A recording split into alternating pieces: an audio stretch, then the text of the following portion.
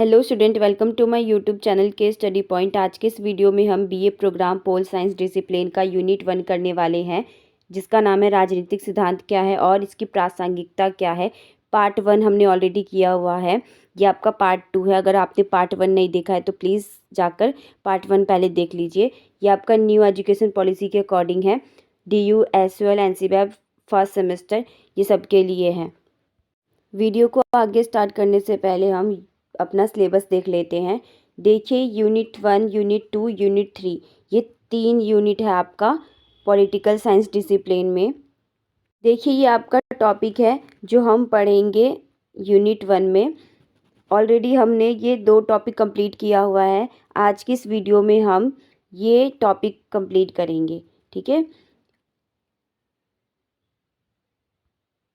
चलिए, तो अपना टॉपिक हम स्टार्ट करते हैं। राजनीतिक सिद्धांत का विषय क्षेत्र, ये आपका टॉपिक है।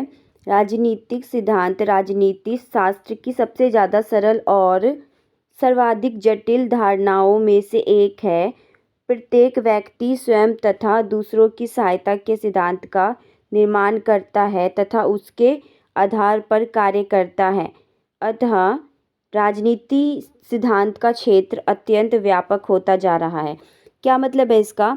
कहने का मतलब है कि राजनीतिक सिद्धांत राजनीति शास्त्र की सबसे ज़्यादा सरल और सर्वाधिक जटिल धारणाओं में से एक है। कि अगर हम देखें तो राजनीति को तो वो एक सरल भी माना जाता है और जटिल भी माना जाता है। ऐसा क्यों माना जाता है? क्योंकि प्रत्येक व्यक्ति स्वयं तथा दूसरों की सहायता के सिद्धांत का निर्माण करता है। कि हर व्यक्ति क्या करता है? दूसरे की सहायता के लिए इस सिद्धांत को बनाता है तथा उसके आधार पर कार्य करता है। और किस चीज़ में कार्य करना चाहिए लोगों के लिए, वो सारी चीज़ें देखता है। अतः राजनीतिक सिद्धांत का क्षेत्र अत्यंत व्यापक होता जा रहा है। इस वजह से ही क्या हो रहा है कि राजनीतिक सिद्धांत है बहुत ही व्यापक हो रहा है, बहुत ही कठिन होता जा रहा है। हमें 2 भागों में विभक्त कर सकते हैं। हम इसको 2 भागों में विभक्त कर सकते हैं। पहला है आपका परंपरागत दृष्टिकोण और दूसरा है आपका आधुनिक दृष्टिकोण। परंपरागत दृष्टिकोण में आप कैसे रख सकते हैं इसको? जैसे कि आप देखिए, परंपरागत जो आपका शास्त्रीय, जो पहले से चला आ रहा है, जो क्लासिकी दृष्टिकोण है आपका, है ना, जो पहले के विद्वान थे वो क्या सोचते हैं, ये सारी चीज़ें। आधुनिक दृष्टिकोण में आएगा कि अभी के समय में राजनीति कैसी है। तो ये चलिए हम आगे देखते हैं। राजनीतिक सिद्धांत के अंतर्गत निम्नलिखित विषयों को सम्मिलित किया जा सकता है। क्या बोला है इसमें? कि राजनीतिक सिद्धांत के अंतर्गत बहुत सारे विषयों को शामिल किया जाता है और उसका क्या करते हैं? अध्ययन करते हैं। फर्स्ट है आपका राज्य और सरकार का अध्ययन।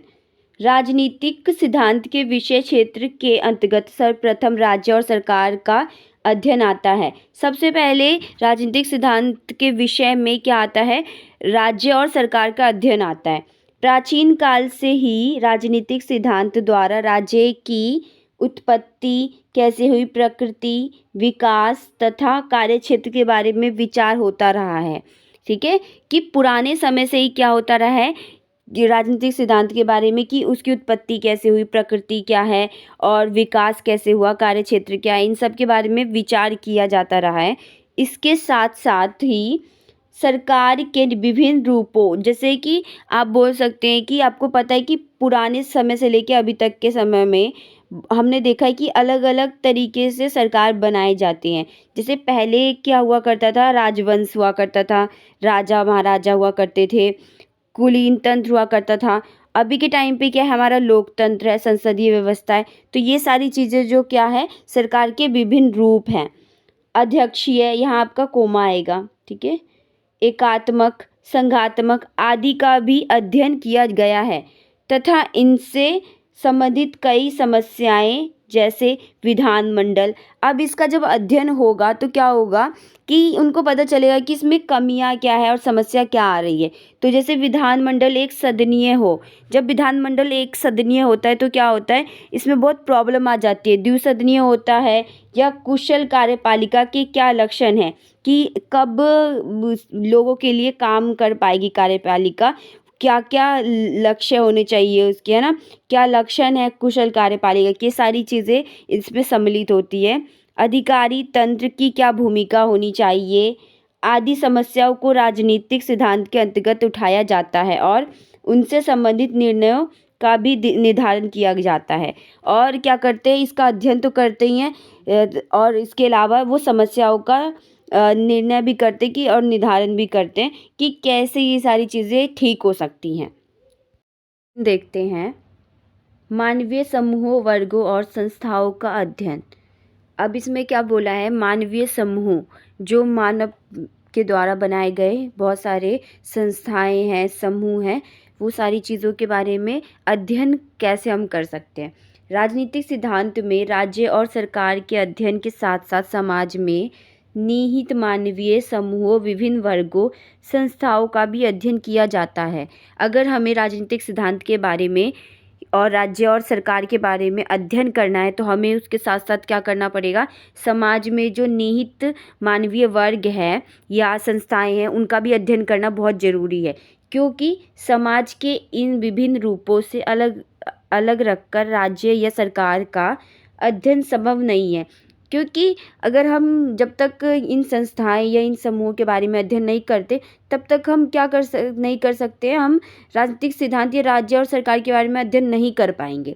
ठीक है, तो देखिए आगे, समाज में कोई भी समुदाय या वर्ग स्वयं अपनी आवश्यकताओं की पूर्ति नहीं कर पाता है, यहाँ पे इसलिए आएगा। ठीक है इसलिए उनका दूसरे वर्गों से भी संबंध होता है।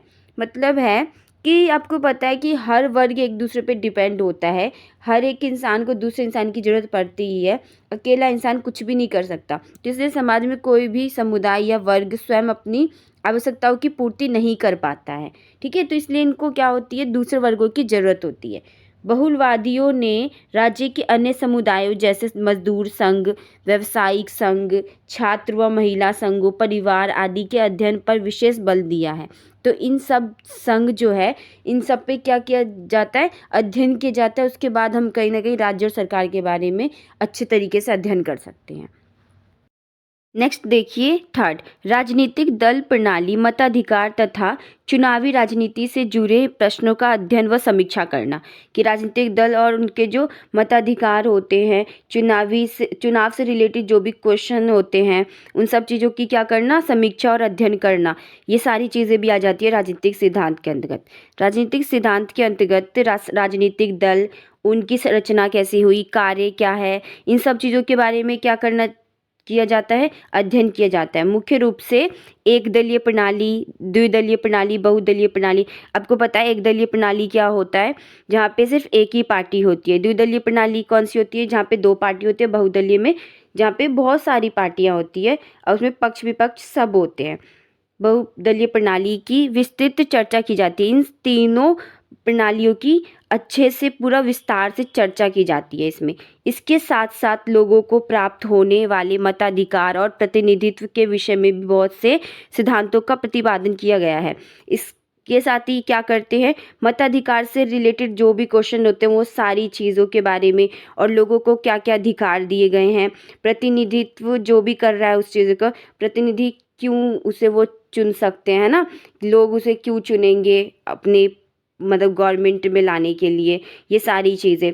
प्रत्यक्ष अथवा अप्रत्यक्ष निर्णय प्रणाली जैसे विषय भी इसके अंतर्गत आते हैं। निर्णय का मतलब होता है, जैसे आप बोल सकते हैं कि बहुत सारे आपके पास विषय है या कुछ है, कोई भी टॉपिक है, ये बहुत सारी चीज़ जब एक साथ होती है ना, उसमें से कोई एक चीज़ का निर्णय लेना हो तो उसे निर्णयन कहते हैं। ओके, तो प्रणाली जैसे विषय भी इसके अंतर्गत आते हैं। मतलब प्रत्यक्ष और अप्रत्यक्ष रूप से जब आपको क्या करना पड़ता है, किसी भी पार्टी को चुनना पड़ता है या कुछ, तो उसमें आपके पास बहुत सारे कहीं ना कहीं ऑप्शन होते हैं कि आप इसको चुन सकते हो, उसको चुन सकते हो। तो ये प्रणाली निर्णय प्रणाली कहलाती है। देखिए, अंतर्राष्ट्रीय संबंधों का अध्ययन। यातायात की सुविधा के कारण आज कहीं जाना पहले की अपेक्षा सुगम हो गया है। सुगम का मतलब होता है आसान हो गया है, जिस कारण भिन्न भिन्न राज्यों में आपसी संबंध होना स्वाभाविक है, जिसकी वजह से क्या हो रहा है, हम आसानी से लेन देन या कुछ भी संबंध बना सकते हैं। इसी कारण राजनीतिक सिद्धांत में अंतर्राष्ट्रीय कानून संगठन जैसे संयुक्त राष्ट्र संघ, जिसे यूनाइटेड नेशनल ऑर्गेनाइजेशन कहते हैं, ठीक है, आदि का भी अध्ययन करना होता है, जिसके अंतर्गत क्या कर सकते हैं हम अंतर्राष्ट्रीय संबंध बना सकते हैं और यूएनओ जो है हमारा उसका हम अच्छे से अध्ययन कर सकते हैं, ठीक है। तो देखिए सत्ता का अध्ययन, राजनीतिक सिद्धांत सत्ता के अध्ययन पर विशेष बल देता है, ये लेता नहीं देता होगा, ठीक है। मैकियावेली और हॉब्स जैसे महान राजनीतिक विचारक ने राजनीति को सत्ता व उसके हेतु संघर्ष माना है। क्या बोला है कि जो महान हमारे विद्वान है, दार्शनिक है, वो मैकियावेली और हॉब्स क्या कहते हैं कि हमारी जो राजनीतिक का जो सत्ता है ना, राजनीति को सत्ता व उसके हेतु आने वाले संघर्ष माना जाता है। प्रथम महायुद्ध के बाद की अवधि में इसे सत्ता का विज्ञान कहा जाने लगा कि अगर पूरी जानकारी हमें राजनीति के बारे में पता करना हो तो हम सत्ता को देखते हैं, सत्ता का अध्ययन करते हैं, तो हम इसे सत्ता का विज्ञान कह सकते हैं। अरस्तु को इसका पता होने का श्रेय प्राप्त है कि अरस्तु के वजह से हम क्या बोलते हैं, सत्ता का विज्ञान कहते हैं इसको, ठीक है। मैकियावेली ने धर्म व नैतिकता को पूर्णतः एक तरफ करके राजनीति का नया मार्ग, नया नहीं होगा, नया मार्ग दिखाया, इसलिए उसे नई राजनीति का पिता कहा जाने लगा। क्या मतलब है कि जो मैकियावेली है उन्होंने राजनीति का नया मार्ग दिखलाया, इस वजह से उन्हें राजनीति का पिता कहते हैं। हॉब्स ने सत्ता का व्यापक अध्ययन किया, उसने ऐसे ठोस, अकाट्य का मतलब भी ठोस ही होता है, कठोर नियम बनाए जैसे भौतिकी में है, इसलिए उसे वैज्ञानिक राजनीति का पिता कहा जाता है। किसको? हॉब्स को। तो नया मार्ग दिखाने का श्रेय हमें मैकियावेली को जाता है और हॉब्स को हम भौतिकी में, और इसलिए वैज्ञानिक राजनीति का पिता कहते हैं उनको। नेक्स्ट टॉपिक है आपका राजनीतिक सिद्धांत का कार्यक्षेत्र। देखिए इसमें आप खुद से भी बहुत सारे पॉइंट बना के लिख सकते हैं, मैं आपको बस पॉइंट बता देती हूँ कि कौन कौन से पॉइंट के ऊपर आप लिख पाओगे इसमें। नागरिकों के राजनीतिक जीवन, राजनीतिक विचार, राजनीतिक व्यवहार, ये तीनों इम्पोर्टेंट पॉइंट आ जाते हैं इसके अंदर, ठीक है। तो राजनीति क्या है, पहले तो उसकी घटनाओं का वर्णन करना, आलोचना करना, खोज करना, सामाजिक, आर्थिक, नैतिक, मनोवैज्ञानिक आदि के संबंध में समझने का प्रयास करना, राजनीति सिद्धांत द्वारा अच्छे समाज में एक अच्छे राज्य के निर्माण करना आदि। मतलब है इन सब चीज़ों का कि राजनीति के बारे में कोई भी चीज़ पता करना, चाहे उसका आलोचना करना। आलोचना करने का मतलब क्या है कि उसकी बुराइयों को ढूंढना है ना, कि क्या क्या बुराइयां हैं उसमें, आलोचना क्या है उसकी, खोज करना उसकी, सामाजिक, आर्थिक, नैतिक, मनोवैज्ञानिक तौर पे उसको देखना, समझने का कोशिश करना, ये सारी चीज़ें इसके कार्य क्षेत्र में आ जाती हैं। तो आई होप आपको समझ आ गया होगा। आप इसमें और भी पॉइंट बना के लिख सकते हैं। राजनीतिक सिद्धांत की प्रकृति। देखिए राजनीतिक सिद्धांत की प्रकृति का मतलब क्या है कि किसी भी चीज़ का जब हम नेचर की बात करते हैं, उसके या व्यवहार की बात करते हैं, तो वो प्रकृति कहलाती है। तो राजनीतिक सिद्धांत की प्रकृति क्या है? राजनीतिक सिद्धांत की परंपरा बहुत प्राचीन है, बहुत ही पुरानी परंपरा है राजनीतिक सिद्धांत। राजनीतिक सिद्धांत की प्रकृति इसके अर्थ के साथ जुड़ी है, जबकि राजनीतिक सिद्धांत के अर्थ में विभिन्न विद्वानों के भिन्न भिन्न मत हैं। मतलब अलग अलग विद्वानों की अलग अलग सोच रही है, विचारधारा रही है राजनीतिक सिद्धांत के लिए, इसलिए इसकी प्रकृति के बारे में भी भिन्न भिन्न विचार पाए जाते हैं। इसलिए अध्ययन की दृष्टि से राजनीतिक चिंतन को दो भागों में विभक्त किया जा सकता है। चिंतन का मतलब होता है वो सोचना, है ना, कि इसलिए क्या होता है कि अध्ययन की दृष्टि से हम देखें तो राजनीतिक सिद्धांत को हम दो तरीके से सोच सकते हैं या उसको हम परख सकते हैं, ठीक है। तो पहला है हमारा परंपरागत राजनीतिक सिद्धांत की प्रकृति और दूसरा हमारा आधुनिक राजनीतिक सिद्धांत की प्रकृति है। तो परंपरागत राजनीतिक सिद्धांत की प्रकृति हम पढ़ेंगे। परंपरागत राजनीतिक सिद्धांत की प्रकृति को शास्त्रीय चिंतन के नाम से भी जाना जाता है कि क्योंकि ये पुरानी है इसलिए इसे शास्त्रीय चिंतन के नाम से जानते हैं। परंपरावादी विचारकों में मुख्यतः प्लेटो, अरस्तु, Hobbes, Locke, Kant, Hegel, Montesquieu, Mill, Karl Marx के नाम उल्लेखनीय हैं। परंपरागत राजनीतिक सिद्धांत की प्रकृति मुख्य विशेषताओं का अध्ययन इस प्रकार किया जा सकता है। अब हम देखेंगे कि राजनीतिक सिद्धांत में परंपरागत जो राजनीतिक सिद्धांत है उसमें किन किन तरीकों से और क्या क्या विशेषताएं को देखकर हम अध्ययन कर सकते हैं। देखिए, फर्स्ट है आपका वर्णनात्मक अध्ययन। क्या मतलब है कि हम वर्णनात्मक मतलब होता है जो चीज़ बोलकर अध्ययन किया जाए, है ना? तो जिस चीज़ को हम बता सकते हैं। तो परंपरागत चिंतन की मुख्य विशेषता यह है कि यह मुख्यतः वर्णनात्मक है, जिसका अभिप्राय यह है कि इसमें केवल राजनीतिक संस्थाओं और उससे संबंधित समस्याओं का वर्णन मात्र किया जाता था, है ना? बोला ना मैंने आपको कि वर्णन मात्र मतलब किसी भी चीज़ को बताकर उसका वर्णन करना, समस्याओं का समाधान करना। उस संस्था में सुधार व समस्याओं को दूर करने के लिए कोई सुझाव या समाधान प्रस्तुत नहीं किया जाता था, बोलकर ही उसका समाधान प्रस्तुत करते थे, ठीक है? कि कहीं लिखकर या ये सारी चीज़ें करके नहीं वो प्रस्तुत करते थे। ओके, सेकंड देखिए समस्याओं का समाधान प्रस्तुत करना। परंपरागत लेखकों के द्वारा जिन रचनाओं की रचनाएं की गई हैं, उसमें मुख्य उन समस्याओं का वर्णन किया गया है जो कि तत्कालीन समाज में मौजूद थी। मतलब उस टाइम के जो विद्वान थे, वो उन्हीं सब चीज़ों को मद्देनज़र रख के देखेंगे ना, जो उस टाइम पे घटी होगी या तत्कालीन जो समाज था, वही सब चीज़ें उन्होंने देखकर क्या किया, समस्याओं का समाधान ढूँढा। अतः इन विद्वानों द्वारा उन समस्याओं के लिए स्थायी समाधान ढूँढने की कोशिश की गई। इस वजह से क्या हुआ कि विद्वानों ने वही समस्या को देखा जो कि उस टाइम पे घट रही थी और जो चीज़ उस टाइम पे स्ट्रगल वाली थी, है ना? तो उसी चीज़ का सॉल्यूशन ढूँढा गया, जिस वजह से ये हम देख सकते हैं कि इसकी प्रकृति परंपरागत हो जाती है, ठीक है? थर्ड देखिए दर्शन, धर्म और नीति शास्त्र का प्रभाव। अपरंपरागत चिंतन की एक अन्य विशेषता यह रही कि वह धर्म और दर्शन से विशेष रूप से प्रभावित रहे हैं तथा उनमें नैतिक मूल्य विद्यमान रहे हैं, ठीक है? कि उसमें दर्शन धर्म का मतलब क्या होता है कि उसमें नैतिक मूल्य है ना, सच्चाई, ये सारी चीज़ें और कोई भी झूठ का साथ ना दे, लोगों की भलाई, ये सारी चीज़ें क्या होती है, छिपी होती है। धर्म से रिलेटेड जो भी बातें होती है, ये सारी चीज़ आ जाती है हमारी नीति शास्त्र में, ठीक है? फोर्थ देखिए कानूनी, औपचारिक तथा संस्थागत अध्ययन। परंपरागत अध्ययन मुख्यतः कानून द्वारा निर्मित औपचारिक संस्थाओं के अध्ययन तक ही सीमित था तथा संस्थाओं को मात्र संरचनात्मक अध्ययन किया गया था। इन विचारों के द्वारा औपचारिक संस्थाओं के बाहर जाकर अध्ययन करने का प्रयास नहीं किया गया। देखिए मतलब क्या है कि कानून, औपचारिक और संस्थागत अध्ययन, इन्हीं सब चीज़ों का अध्ययन किया गया, ना कि बाहर जाकर अध्ययन करने का प्रयास किया गया, जिस वजह से कहीं ना कहीं हम देख सकते हैं कि ये फेल हो जाता है। फिफ्थ देखिए आधुनिक राजनीतिक सिद्धांत की प्रकृति।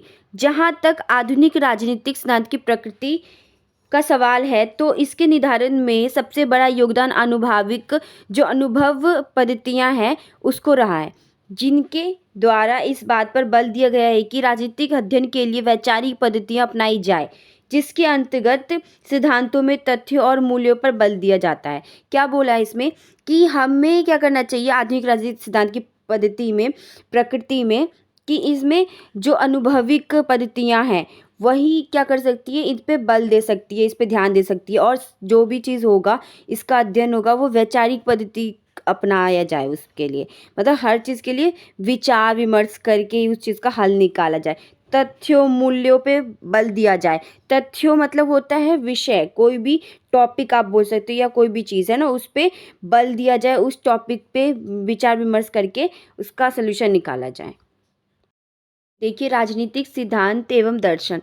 दर्शन का क्या मतलब होता है कि किसी भी चीज़ को हम जब गहराई से या सच्चाई के लिए उसके बारे में पूरे सोचते हैं या उसका पता लगाते हैं या उसको देखते हैं, तो या नैतिकता का पता लगाते हैं या संस्कृति का पता लगाते हैं, तो ये सारी चीज़ें क्या होती है, दर्शन कहलाती हैं, ठीक है? दर्शन राजनीति सिद्धांत को सामान्य नियम प्रदान करता है। दर्शन वास्तव में जीवन का मार्गदर्शक होता है। यही कारण है कि हम दर्शन के बिना राजनीतिक सिद्धांत की कल्पना भी नहीं कर सकते। किसी भी विद्वान का दर्शन उसकी समय की समस्याओं का उत्तर होता है, ठीक है? कि क्या होता है कि कोई भी जो विद्वान होता है ना, दर्शन क्या करता है, उसके समय की, मतलब मान लो कि ये बहुत पहले बीती हो, तो उसके समय की जो समस्याओं का उत्तर कौन देगा, वो राजनीतिक सिद्धांत का दर्शन देगा। ठीक है, तो दर्शन शास्त्र की एक विशेषता होती है, वह अपने विशेष प्रकार के समय पर आधारित होता है, अपने युग की समस्याओं से जूझता है, अपने काल का संकेत देता है। जैसे मैंने अभी आपको बताया कि अगर वो परंपरावादी होगा, पहले का होगा, तो वो पहले की समस्याओं को देखेगा, उस हिसाब से समस्या का समाधान निकालेगा। अगर वो आधुनिक होगा, तो वो आधुनिक की समस्याओं का समाधान निकालेगा। तो तथा उस युग की समस्याओं अथवा गलतियों के उत्तर में अपने सुझाव देता है। ठीक है, तो उसका क्या करेगा, उसको अच्छे से देखेगा, फिर उसको समझेगा और फिर उसके सुझाव देगा। क्योंकि समस्याओं की प्रकृति और सुझावों के स्वरूप में अंतर होता है, इसलिए दर्शन शास्त्र में निहित काल्पनिकता को उसकी कमजोरी मानी जाती है। क्योंकि इसमें क्या किया जाता है, कल्पना की जाती है, इसलिए इसको कमजोर माना जाता है। ठीक है, इसलिए दर्शन शास्त्र जो होता है, कहीं ना कहीं काल्पनिकता की वजह से कमजोरी साबित हो जाती है इसकी। दर्शन शास्त्र जीवन का मार्गदर्शक है, ये जीवन का मार्गदर्शक है। राजनीतिक जीवन का मार्गदर्शक है। ये जो था हमारा जीवन का मार्गदर्शक था, और ये राजनीतिक दर्शन जो है राजनीतिक जीवन का मार्गदर्शक है। ठीक है, तो राजनीतिक सिद्धांत जो है राजनीतिक दर्शन से अच्छे राजनीतिक जीवन का की प्रेरणा लेता है। तो जो राजनीतिक दर्शन है वो राजनीतिक जीवन के लिए, कि उसका जो राजनीतिक जीवन होगा वो कैसा होगा, उस चीज़ की प्रेरणा किससे लेता है, राजनीतिक दर्शन से लेता है। आज के इस वीडियो में बस इतना ही। आगे के टॉपिक्स हम पार्ट 3 में कंप्लीट करेंगे। पार्ट 3 में हम राजनीति के विभिन्न दृष्टिकोण के बारे में पढ़ेंगे और उसके महत्व के बारे में पढ़ेंगे। अगर आपने अब तक हमारे केस स्टडी पॉइंट को लाइक एंड सब्सक्राइब नहीं किया तो प्लीज़ सब्सक्राइब कर दीजिए और वीडियो को लाइक कर दीजिए और शेयर कीजिए इसको। Thank you.